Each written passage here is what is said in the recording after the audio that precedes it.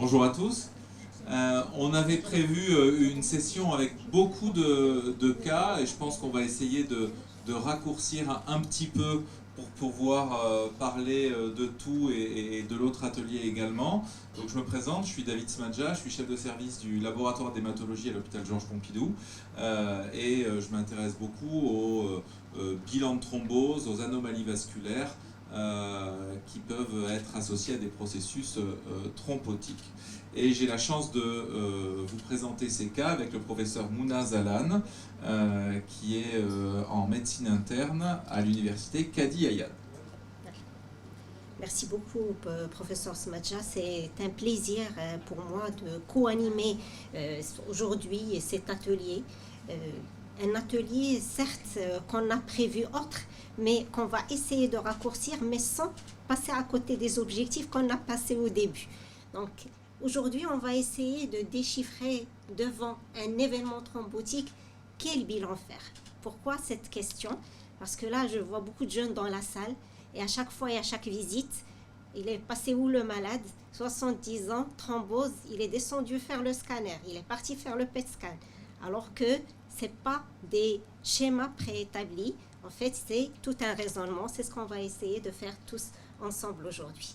Donc pourquoi donc un bilan d'événements thromboemboliques? Parce que souvent on est mitigé entre l'excès et l'insuffisance, et parce que la maladie veineuse thromboembolique justement est une maladie multifactorielle qui est interaction de beaucoup de facteurs, que justement il y a beaucoup de choses qu'il faut voir de façon pointue avant de décider de ce bilan étiologique.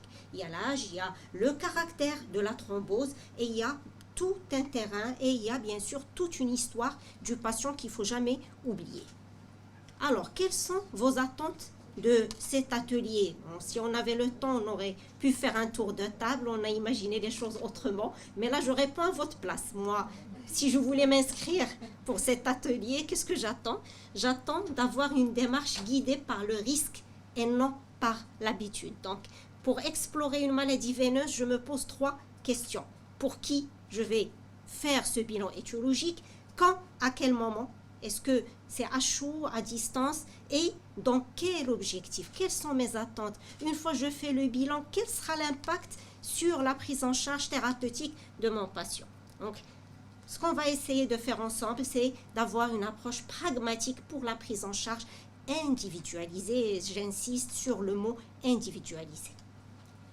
Avant de parler de risque et avant de parler de bilan, d'abord il faut stratifier. C'est très important de situer mon patient. Alors mon patient, est-ce qu'il a des risques? Quels sont les risques de mon patient?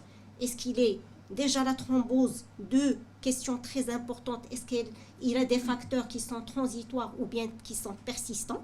Et est-ce que ces facteurs sont majeurs ou mineurs? J'ai mis en entouré parce que en fait tout ce qui est contrasté, tout ce qui dépendait de statut hormonal et de l'âge de procréer, depuis 2020, il est considéré par l'ASH comme des facteurs mineurs. Et je dis que ma thrombose, elle est provoquée, non provoquée, c'est très important pour les étapes qui vont venir par la suite. Et on dit que la maladie thromboembolique veineuse non provoquée, si elle survient en l'absence de facteurs majeurs transitoires ou bien de facteurs majeurs persistants. Donc là, on va faire le travail sous forme de cas cliniques et je passe à l'interactivité. Je demande s'il vous plaît de faire sortir vos téléphones, de les connecter. Et on va voir ce que vous pensez de notre premier cas clinique. Si vous voulez bien, scannez le code, s'il vous plaît, et on va commencer. Pour les personnes qui ont des difficultés à se connecter avec le code, vous pouvez mettre menti.com à l'aide. Je pense que je vais l'enlever et le remettre. Il n'a pas aimé le QR code. Oui. Comme moi, il est trop ancien. Oui. Je ne sais pas qu'est-ce qu'il faut faire. Voilà, ça revient. C'est bon? On peut commencer? Tout le monde a pu scanner le code? Allez, on y va.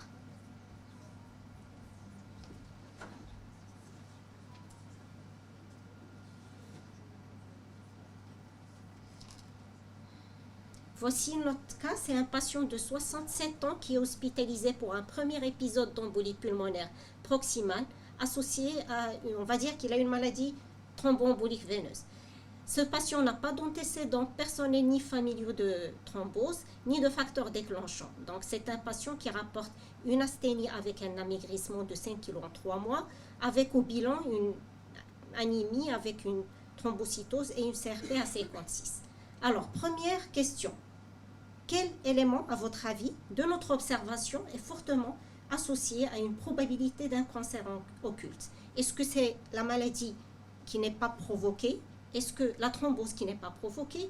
Est-ce que c'est la thrombose qui est compliquée, la thrombose profonde qui est compliquée de l'embolie pulmonaire? Est-ce que c'est l'association des deux?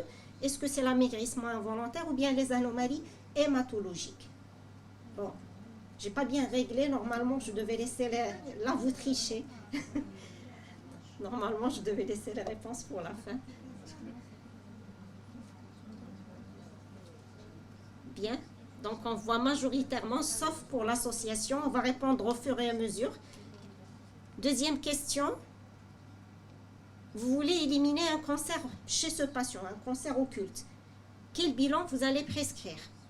Est-ce que vous allez demander une mutation JAK2? Vous allez demander un PET scan, une exploration digestive endoscopique ou bien une TDM, thoraco-abdominopelvienne? Ou bien plusieurs. Donc, vous pouvez cocher plusieurs à la fois. Oui, donc on voit que... Non, on prend note parce que justement, c'est ce qu'on va discuter tout à l'heure. Dernière question. Est-ce qu'il y a un intérêt à faire ce bilan, un bilan approfondi, c'est-à-dire avec plusieurs composantes, plusieurs explorations?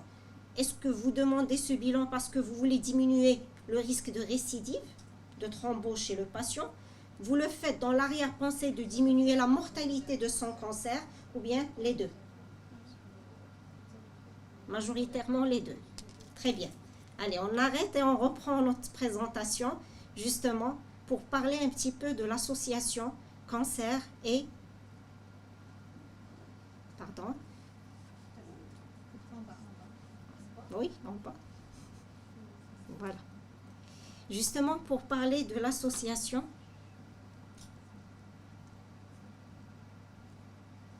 et d'emblée, vous le savez tous, je ne vous apprends rien, le cancer et thrombose, c'est une association qui est connue.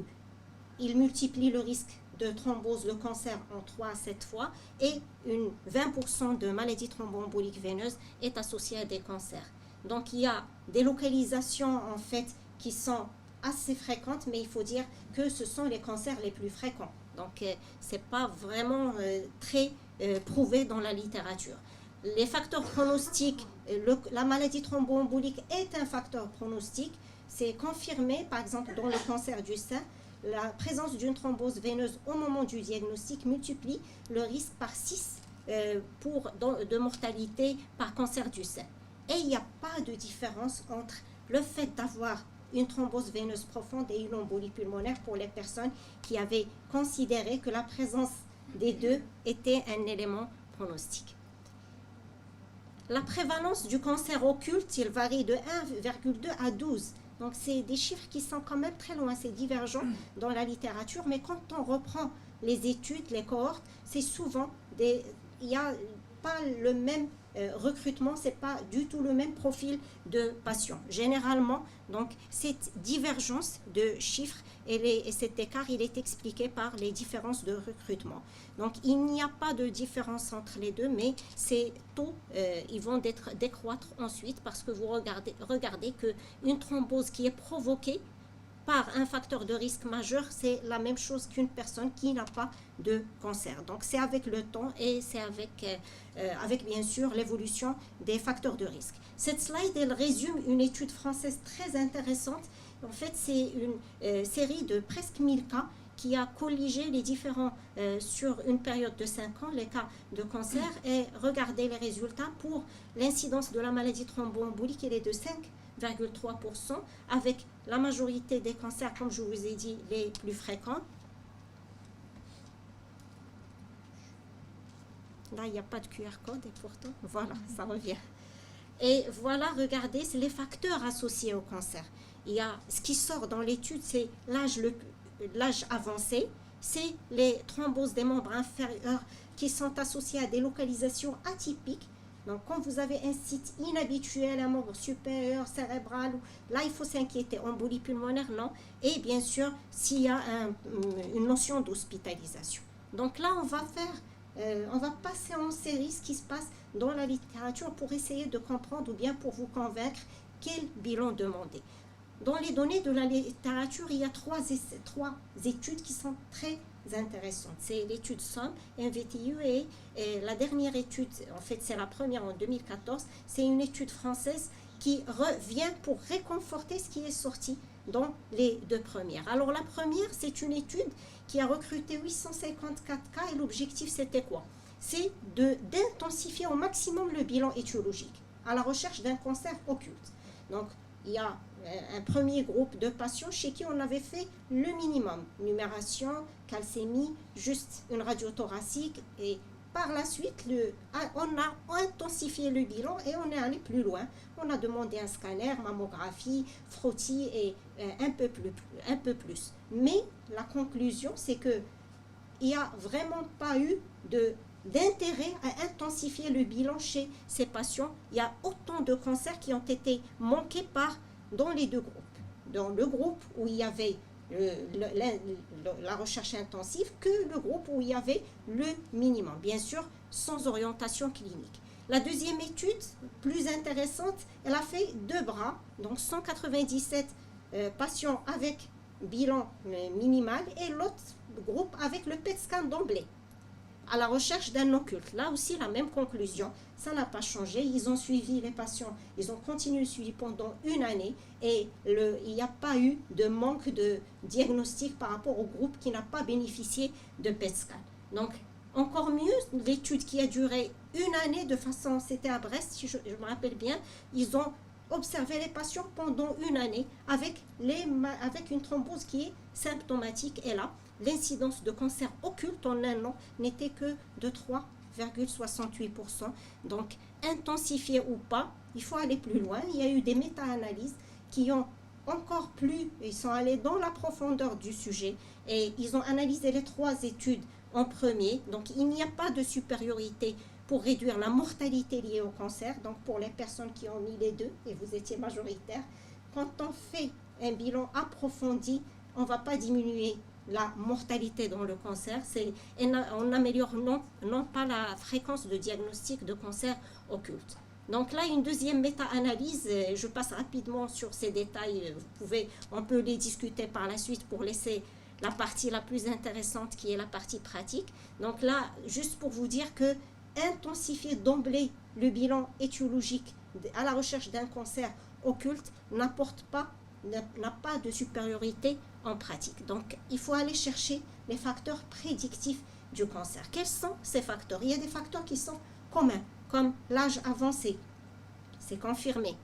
Les antécédents de maladies thromboemboliques veineuses provoquées, là aussi. Et s'il y a un tabagisme actif. D'autres facteurs prédictifs, ce sont les caractéristiques de la thrombose. Qu'est-ce que je dois observer chez mon patient pour dire il a peut-être un cancer et aller dans la recherche étiologique?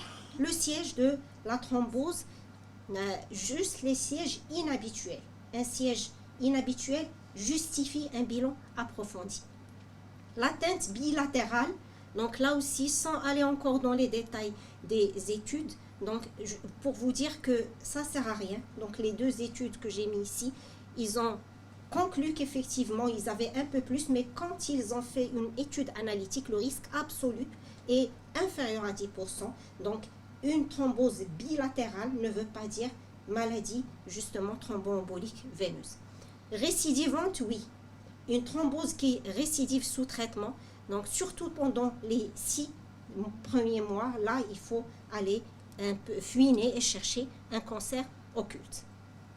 On n'oublie pas les syndromes myéloprolifératifs et surtout le cas de notre patient. On a des anomalies à l'hémogramme. Je n'ai pas mis tous les détails, mais quand même, Donc là, c'est un patient chez qui la recherche de la mutation JAK2 par exemple est justifiée. Donc la mutation JAK2, comme vous savez bien, c'est une mutation qui est très orientatrice. On la trouve dans pratiquement 97% des polyglobulides de Vaquez chez la moitié des thrombocytoses. Une maladie non provoquée, donc sa faible prévalence chez les cas non provoqués, donc ça ne sert à rien de la demander d'emblée si vous n'avez pas d'orientation.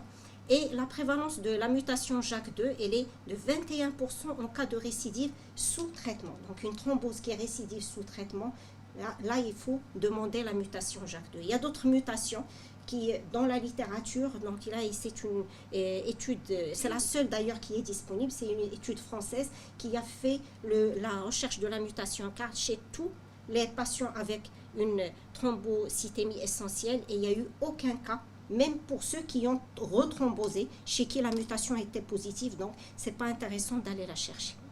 Alors si on veut récapituler pour cancer et thrombose, qu'est-ce qu'on va dire? En fait, qu'est-ce qu'on va dire? Ce sont les recommandations qui disent que la recherche d'un cancer occulte pour un premier épisode non provoqué, on fait le minimum. Bon, le minimum, c'est-à-dire numération, radio, si le patient n'a pas déjà fait de scanner à la recherche d'une embolie pulmonaire, sinon ce n'est pas la peine. J'ai juste une parenthèse pour l'échographie, je n'ai pas mis d'étude, mais elle n'est pas intéressante, donc ça ne sert à rien d'aller faire des échographies si on n'a pas d'orientation dans le cadre d'occulte.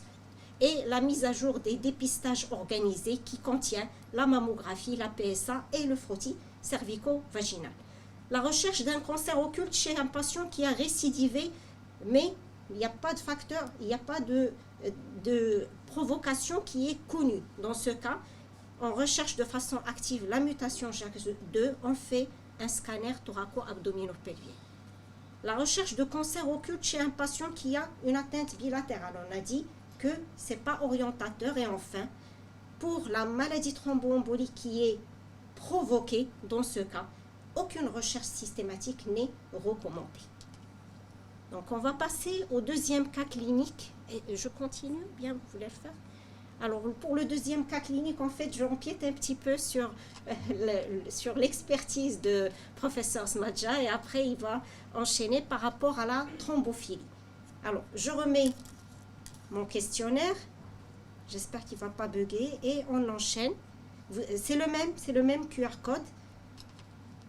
Voici le deuxième cas, c'est une patiente de 27 ans qui est sous contraception oroprogestative, sans antécédent personnel, notion de fausse couche à répétition chez la mère. C'est une patiente qui est ramenée aux urgences pour une embolie pulmonaire hospitalisée en réa, et on vous contacte pour le bilan étiologique, sachant que la patiente est déjà mise sous HNF. Pourquoi HNF? Parce qu'elle est en insuffisance rénale terminale. Donc, quel bilan vous allez demander chez cette malade? Est-ce que vous allez demander un bilan immunologique, des antiphospholipides, un anticoagulant circulant? Est-ce que vous allez demander des mutations? Et est-ce que vous allez chercher des déficits en protéines?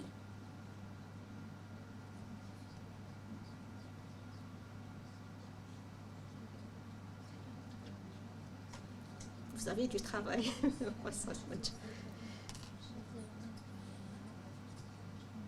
Allez, on passe à la deuxième question. D'ailleurs, on voit que vous êtes unanime sur les réponses. Quels examens faire en urgence? C'est-à-dire, vous allez demander au réanimateur le lendemain de prélever ces examens. Est-ce que vous allez leur donner le feu vert pour prélever le bilan immunologique d'un syndrome des antiphospholipides? Ils peuvent chercher les mutations ou bien ils peuvent chercher les déficits le lendemain.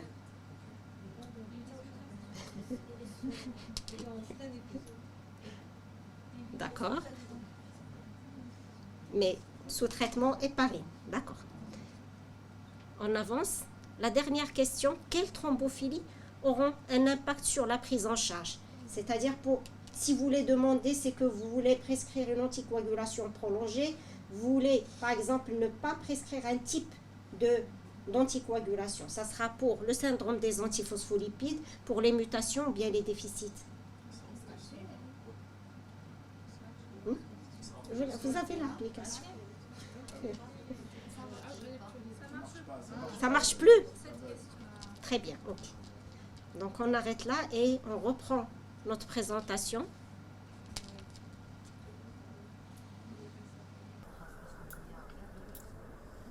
Je laisse la parole à professeur Smadja qui va... Alors dans les messages que je voulais vous faire passer aujourd'hui, il y en a deux. Le premier, c'est sur les conditions et peut-être chez qui on va réaliser un bilan de thrombose. Et chez qui on va réaliser un bilan de thrombose, je pense qu'il faut vraiment réussir à voir le profil du patient. Et quand on fait un bilan de thrombose, on fait tout le bilan de thrombose ou on ne fait pas de bilan de thrombose. Mais on ne fait pas un truc à moitié. Comme on peut voir de temps en temps, où on peut voir, il y a d'ailleurs des vieilles recommandations où on faisait SAPL antithrombine, où certains demandent un dosage de protéines S tout seul, on se demande bien pourquoi. Donc où vous considérez qu'il y a besoin de faire un bilan de thrombose, et on fait toute la panoplie, ou on n'en fait pas. Deuxième point, c'est à quel moment on choisit de faire un bilan de thrombose. Il y a assez peu de cas, finalement, où on fait un bilan de thrombose dans un premier épisode, en urgence, d'autant plus si le patient est en réanimation. Mais on peut être amené à le faire dans des situations particulières, mais ça reste assez rare. Dans les étiologies de la maladie thromboembolique veineuse, avant d'imaginer faire un bilan de thrombose, il faut déjà penser, je dirais, à des choses beaucoup plus classiques et surtout à des facteurs de risque acquis. Le premier facteur de risque, déjà, c'est l'âge. L'âge et l'antécédent de maladie thromboembolique veineuse. Le premier facteur de risque de faire une thrombose, c'est d'en avoir déjà fait une. Et souvent, quand on a fait une phlébite, on récidive en phlébite, et souvent, quand on a fait une EP, eh bien, on récidive en EP. C'est pas vrai à tous les coups, mais c'est quand même souvent le cas. Je vais passer sur les autres facteurs. On a parlé du cancer, des syndromes myoprolifératifs, les facteurs déclenchants pour arriver, alors on va peut-être passer là-dessus, sur la thrombophilie constitutionnelle.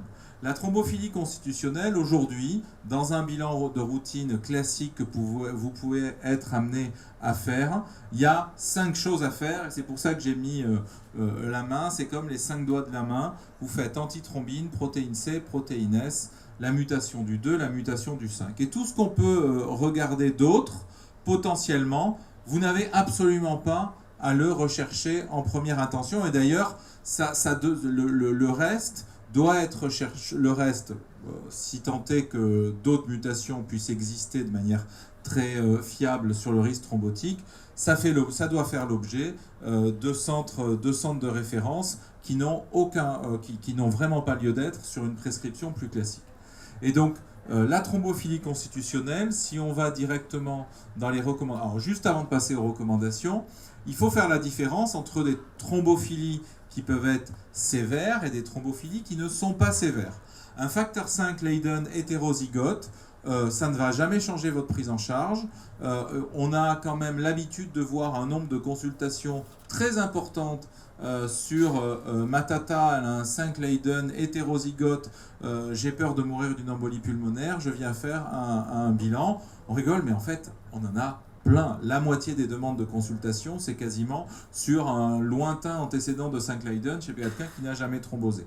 Et donc ça, c'est des bilans de thrombose qu'il faut réussir à ne pas faire. Et même en consultation, des fois, il y a des gens qui viennent pour faire un bilan de thrombose. Et même dans un centre de référence, eh bien, on dit « non, je suis désolé, je ne vous fais pas de bilan de thrombose, ça ne sert à rien. À part vous faire stresser, il n'y a aucune raison de faire un bilan de thrombose. Et tant bien même on va trouver votre 5 Leiden, de toute façon, ça n'influencera pas une conduite thérapeutique, et donc on a vraiment besoin de faire la différence entre des thrombophilies non sévères et des thrombophilies sévères. Le 5 Leiden, pour le coup, homozygote, est une thrombophilie sévère. Les déficits en antithrombine, protéine C, protéine S sont très hétérogènes, mais sont classés dans les thrombophilies sévères. Et donc, ce bilan de thrombose, on le fait à qui ? Alors, je vais passer sur le syndrome des antiphospholipides que je pense que vous connaissez bien, beaucoup d'entre vous sont internistes. La thrombophilie, eh bien, une des rares choses que l'on a émis dans les recommandations de 2019, c'était justement de ne pas faire de bilan de thrombophilie constitutionnelle systématique après un premier épisode de maladie thromboembolique veineuse. Et finalement, le bilan de thrombophilie constitutionnelle, il fallait le faire uniquement chez des patients après un premier épisode de phlébite ou d'embolie pulmonaire non provoquée avant 50 ans et avec une histoire familiale au premier degré. Donc vous voyez que finalement, ça restreint quand même vachement les indications du bilan de thrombose. On peut le faire également chez des patients avec une maladie récidivante ou, comme on en a discuté tout à l'heure, sur des patients qui ont des thromboses veineuses dans des sites non provoqués, dans des sites atypiques.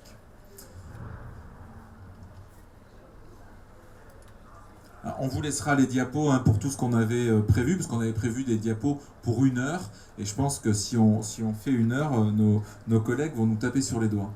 Donc, ça a été, ce qui est résumé ici, c'est une démarche très intéressante qui a été faite par Mouna à partir des recos de l'ASH 2023, si ça veut bien revenir, sur la démarche de quand et comment faire le bilan de thrombose. Le deuxième point, avant de passer sur 1 ou 2 cas pratiques, sur le bilan de thrombose, on a aujourd'hui, donc le plus urgent dans un bilan de thrombose, vous l'avez compris, c'est pas de faire l'enquête génétique, c'est d'anticoaguler vos patients. L'anticoagulation des patients, c'est un paramètre extrêmement important. Aujourd'hui, quasiment tout le monde, sauf dans des populations à risque, des insuffisants rénaux, etc., et des patients qui vont en réanimation, la plupart des thromboses veineuses s'anticoagulent par AOD. Vous devez tous être très conscients qu'un AOD, ça perturbe l'hémostase. Et donc, mettre les patients sous AOD en urgence dans le cas d'une phlébite ou d'une embolie pulmonaire, c'est très bien. Mais si le lendemain, le surlendemain ou le bilan, si vous avez gardé votre patient à l'hôpital 48 heures ou 3 jours et que vous vous dites, bon allez, avant qu'il sorte, je vais quand même lui faire un bilan de thrombose et faire un TP-TCA de routine, ben, en fait, c'est de la biologie, il va forcément être modifié et très clairement, notamment sur les inhibiteurs antithrombine, protéine C, protéine S, on va avoir des dosages qui sont perturbé au-delà juste du TP-TCA. Donc je vous avais mis un petit rappel, j'ai pas pu m'empêcher de vous mettre un peu de biologie dans les diapositives, et je pense que vous les aurez pour le regarder, et comme ça on va pouvoir passer au cas pratique. En tout cas, le message c'est, si vous êtes sous AOD, vous avez des taux d'antithrombine, de protéine C, de protéine S qui ne sont pas les taux réels, et donc vous allez passer à côté des diagnostics, aussi bien pour l'antithrombine, pour la protéine C et la protéine S. L'antithrombine, vous surestimez les taux d'antithrombine, pareil pour la protéine C, et pareil pour la protéine S. Donc vous allez passer à côté des déficits. Donc clairement, vous devez réfléchir à, est-ce que je dois vraiment faire un bilan de thrombose? Est-ce qu'il est plus urgent que je fasse un bilan de thrombose en aigu, sachant qu'il y a assez peu de situations, vous l'avez vu, où il faut vite faire un bilan de thrombose? Est-ce que je dois faire mon bilan de thrombose au bout de 3 jours d'anticoagulant? La réponse est la plupart du temps non. Et donc on va passer à un premier cas pour parler un peu du bilan de thrombose et aussi de l'utilisation des anticoagulants. Donc c'est Madame P, 65 ans, qui pèse 50 kg, qui a un antécédent de diabète, qui arrive aux urgences avec une jambe gauche œdémateuse, douloureuse, qui est essoufflée. Et donc, sans grande surprise, on lui trouve une thrombose veineuse profonde, une embolie pulmonaire sous-segmentaire. Dans le bilan biologique, elle a un hémogramme, un TP, un TCK, un bilan rénal, une fonction hépatique, tout ça est strictement normal et donc elle est mise sous Xarelto pendant 3 semaines. Et donc je vous ai remis ici ce que vous connaissez tout aussi bien que moi sur l'utilisation du rivaroxaban et de l'apixaban dans le bilan de thrombose. Au bout de 3 semaines, elle revient pour le changement de posologie et fait un bilan d'hémostase, TP, TCK, fibrinogène. Et là, le bilan, on retrouve un TP à 35%, un TCK qui est augmenté, un ratio 1 à 23, et un fibrinogène à 3,4. D'après vous, est-ce que le TP, donc le TP n'est pas ininterprétable? Oui, non? Le TCK est ininterprétable. L'exploration des facteurs du TP est préconisée. Une CIVD doit être évoquée en premier lieu. L'activité anti-DISA du rivaroxaban doit être impérativement évaluée pour adapter la posologie du rivaroxaban. Surtout pas. Je vous ai mis ces exemples qui ont l'air un peu caricaturaux, mais qui malheureusement dans la vraie vie nous arrivent souvent, surtout en début de semestre d'internat, quand on arrive avec des nouveaux internes, et je ne dis pas ça pour charger les nouveaux internes, mais il y a une vraie éducation, je pense, tous, à avoir sur ces anticoagulants dans les services de médecine interne, de médecine vasculaire, d'hémostase, pour réussir à faire aussi de la juste prescription. Parce qu'on a vraiment tendance, dans les services, tous autant qu'on est, à avoir des bilans un peu automatiques et du coup à faire des TP, TCK qui servent à rien dans des bilans parce qu'ils y sont depuis toujours et qu'on les fait un peu par automatisme. Et ce que Mouna disait tout à l'heure, il faut qu'on réussisse aussi en termes économiques et je dirais même presque environnemental à diminuer un peu la quantité de prescription parce que le nombre de TP-TCK, on avait fait une petite enquête il y a quelques années, le nombre de TP-TCK qui ne servent à rien et en ça, il faut réussir à diminuer les prescriptions, même si vous vous faites taper sur les doigts pour ceux qui sont dans les laboratoires par le directeur qui vous dit que l'activité baisse, on ne fait pas des examens à un patient qui n'en a pas besoin et au contraire, qui risque d'être faussement interprété. On a déjà vu au début des AOD des TP bas avec des INR qui étaient rendus et des gens qui recevaient de la vitamine K alors qu'ils étaient juste sous rivaroxaban. Donc c'est des erreurs médicales. Aujourd'hui on le sait, on sait que ça n'a pas d'intérêt et surtout en plus on sait qu'il ne faut surtout pas adapter le rivaroxaban à des dosages d'antidisa quand il n'y a pas de problème. Les dosages de rivaroxaban comme d'apixaban, vous les faites dans deux situations, quand il y a un geste à risque hémorragique, en urgence, et quand ça saigne. Sinon, il y a à peu près pas grand-chose comme situation, peut-être l'observance quand vous voulez vraiment être sûr, un patient en problème, mais sinon, il n'y a pas de situation où vous avez besoin de doser réellement les AOD. Donc en l'occurrence, le TP, eh bien, on ne peut rien en faire, le TCK, on ne peut rien en faire, et donc les AOD, on n'a pas besoin de les surveiller.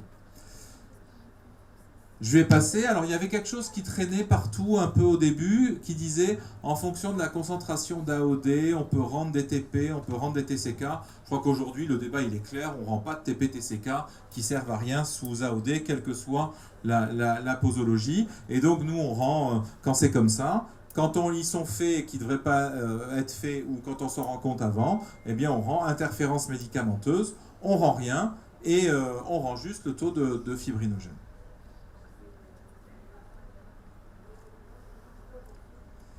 Peut-être que je vais passer, pour ne pas finir à 19h.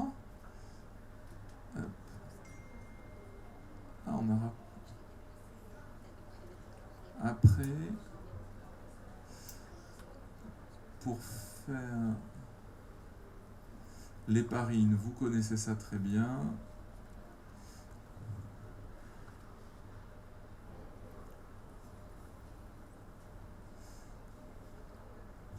Vous voyez, on avait prévu beaucoup de choses.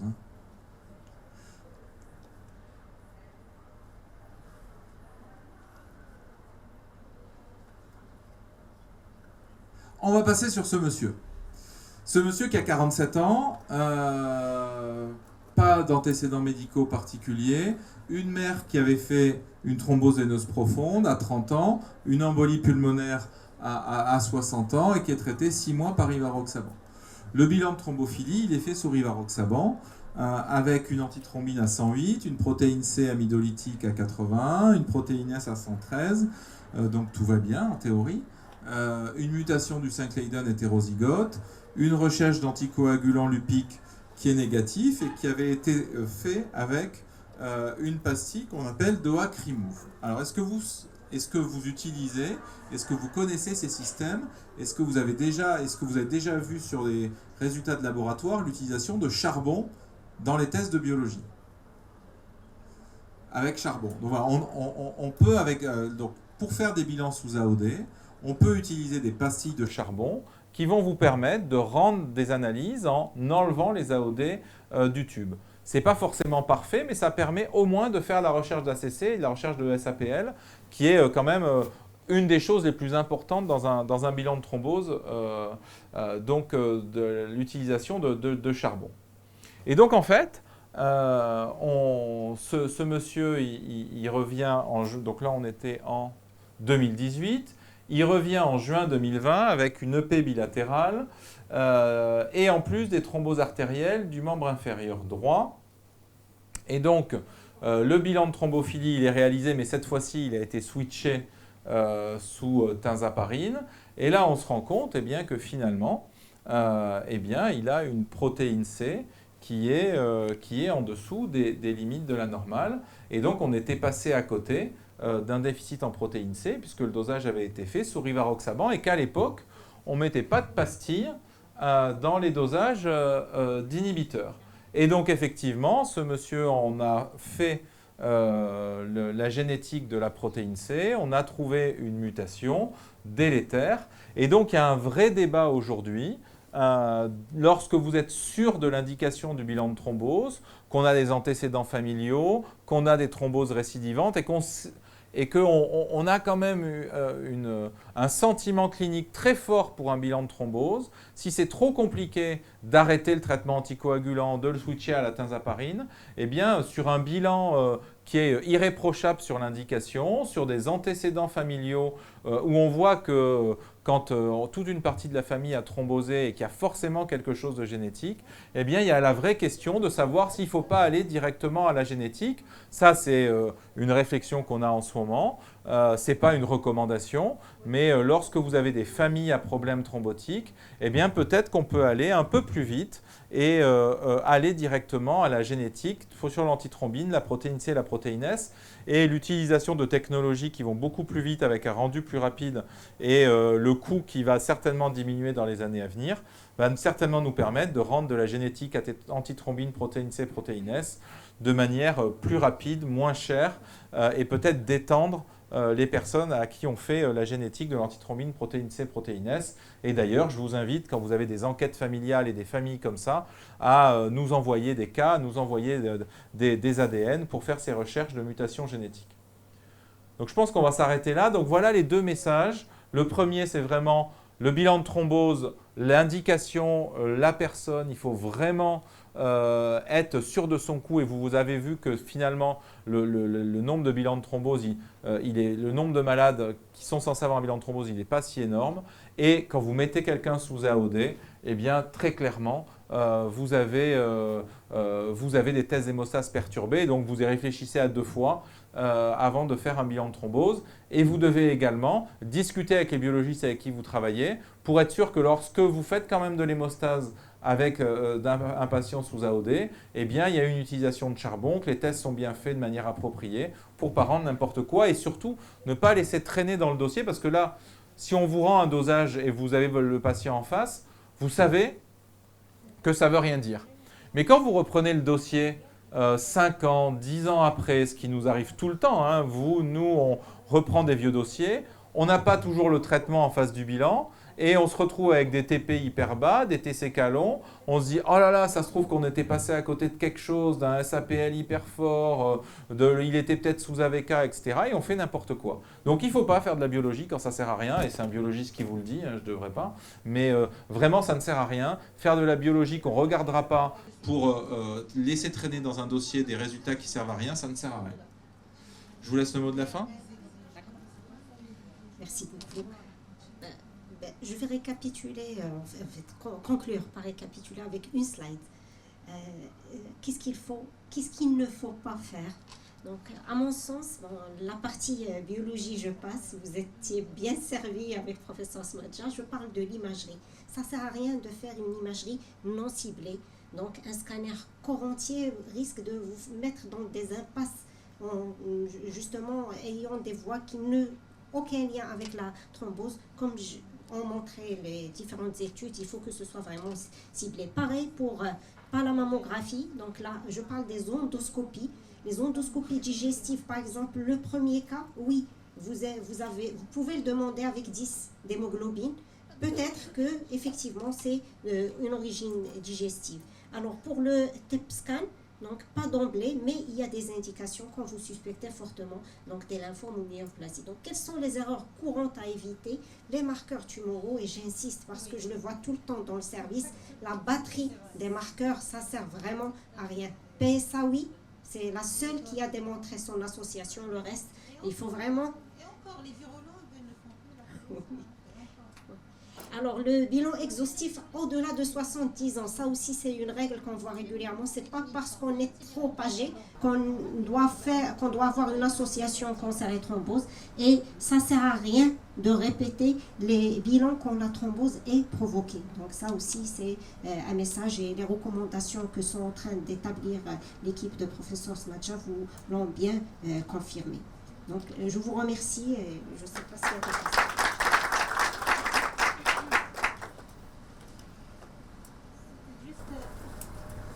Moi, je dirais que l'imagerie non ciblée, oui, mais on est des cliniciens.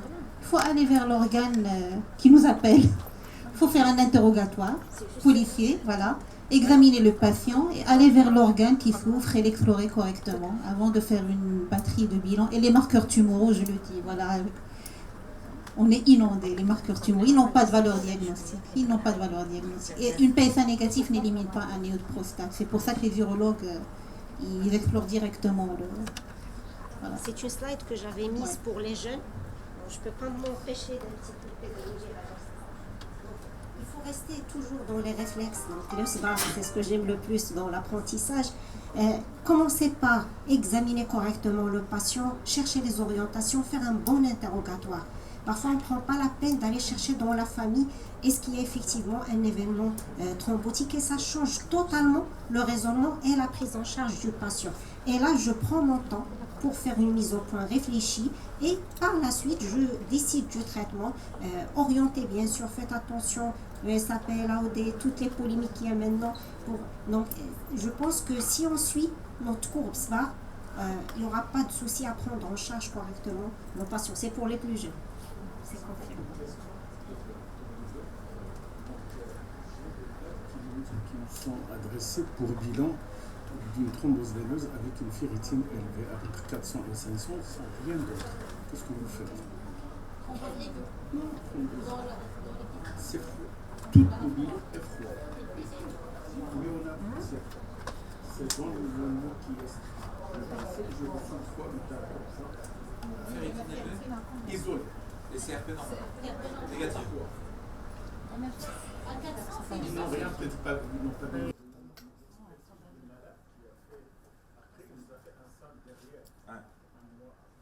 Alors pour le coup, le SAM, c'est une situation clinique. Voilà, les SAM, on les a rarement à la consulte quand même. Voilà. Non, c'était pas. En fait, parce qu'on les a vus, on a vu la félicité qui Ouais. de toute façon, ça a avancé, on a hospitalisé. Oui, parce que moi je pensais, on m'envoie une ferritine en consulte à froid. Ouais. Le SAM, généralement, ils sont souvent intubés, ventilés. Quoi.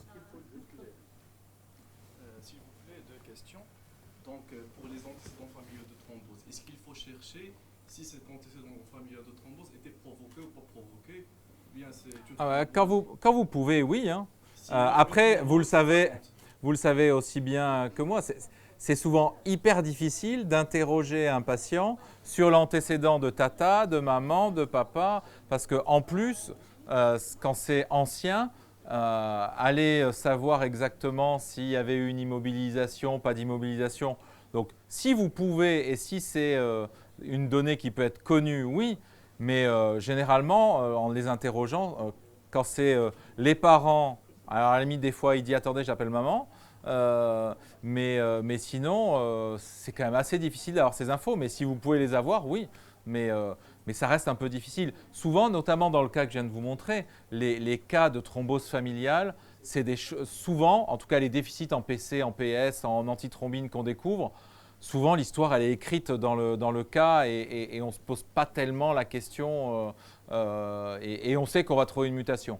Mais oui, quand vous pouvez savoir si c'est provoqué ou non provoqué, c'est toujours mieux. Mais bon, vous le savez, en interrogeant les patients, c'est déjà difficile de savoir eux ce qui s'est passé. Mais alors savoir ce qui s'est passé chez maman, chez le cousin, chez tata, c'est... Et pour ceux qui faussent le bilan des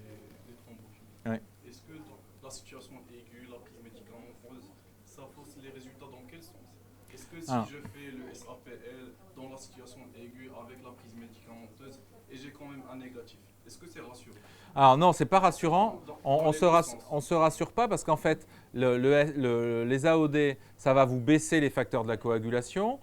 Sur le SAPL, avec les mélanges de plasma, on a tout et n'importe quoi. Et antithrombine PCPS, on trouve des taux normaux ou augmentés chez tout le monde. Donc en vrai, vous faites rien. Donc dans les deux sens, c'est faux. Ah mais vous avez, selon le test, de toute façon, ils sont tous faux. Partez du principe que l'hémostase, à part le fibrinogène, que l'hémostase sous AOD, tout est faux.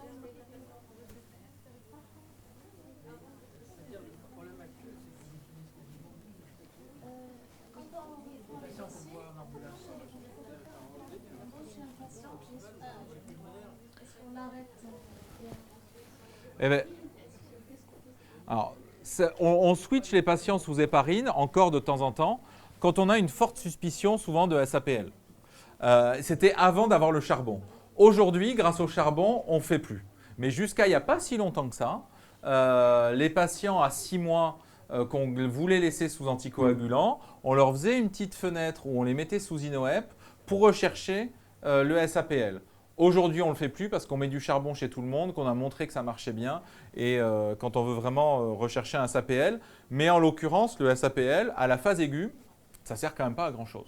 Parce que là, à la phase aiguë, vous êtes inflammatoire. On sait que lorsque vous êtes inflammatoire, vous allez avoir un lupus anticoagulant potentiellement positif. Et notamment à la phase aiguë, il suffit qu'il y ait aussi potentiellement, en plus de l'inflammation, une infection. Vous êtes l'hiver, vous avez une virose en même temps, je ne sais quoi. Vous avez un lupus anticoagulant positif. Donc vraiment, le SAPL, la question se pose vraiment à 6 mois. Et d'ailleurs, la question du bilan de thrombose se pose à 3 mois ou à 6 mois selon le provoqué, non provoqué et la décision que vous avez d'arrêter et à quel moment l'anticoagulation. Mais souvent à la phase aiguë, encore une fois, en dehors de gens hyper jeunes chez qui c'est vital et où il faut vite savoir une réponse, la question du bilan de thrombose, elle doit vraiment se poser au moment où vous décidez d'arrêter ou pas les anticoagulants. Dans quasiment, je dirais, 9 cas sur 10, c'est à ce moment-là qu'il faut se poser la question, sauf quand vous avez un truc hyper flagrant, ou nous, on le fait en urgence, aussi quand on a des EP avec arrêt cardiaque, on l'a eu là chez une jeune fille il y a très peu de temps, elle avait 14 ans, elle est arrivée arrêt cardiaque sur embolie pulmonaire, on lui a fait le bilan de thrombose tout de suite, pour essayer de comprendre ce qui se passait. Mais voilà, ce n'est pas les cas de tous les jours. Donc en vrai, la plupart du temps, le bilan de thrombose, la question elle se pose au moment de la décision d'arrêter ou pas les anticoagulants et en fonction de ce que vous suspectez et de ce que vous avez, si votre labo a du charbon ou pas. Il n'y a pas de charbon. Non, c'est pour ça. Voilà. Nous, on a fait jusqu'à il n'y a pas très longtemps et jusqu'à qu'on le mette en routine chez tout le monde, on faisait des fenêtres d'INOEP chez les gens chez qui on voulait vraiment avoir un diagnostic de SAPL. Ça permet de faire aussi tout le reste, l'antithrombine, PCPS, et là je crois que je suis trop bavard. Et les laboratoires, pour qu'ils utilisent le charbon, il faut leur donner des renseignements. Quand le malade est De toute façon, les hémostases sans renseignement, ça ne sert à rien. Voilà, c'est ça. On ne fait pas d'hémostase sans… Comme ça, non, pour la recherche d'anticoagulants lupiques. Hein? Ils mettent anticoagulants lupiques. Ah mais non, il faut dire quel anticoagulant. Moi, je refuse, je ne fais rien si je n'ai pas quel traitement, la dernière prise. Il faut remplir… ouais.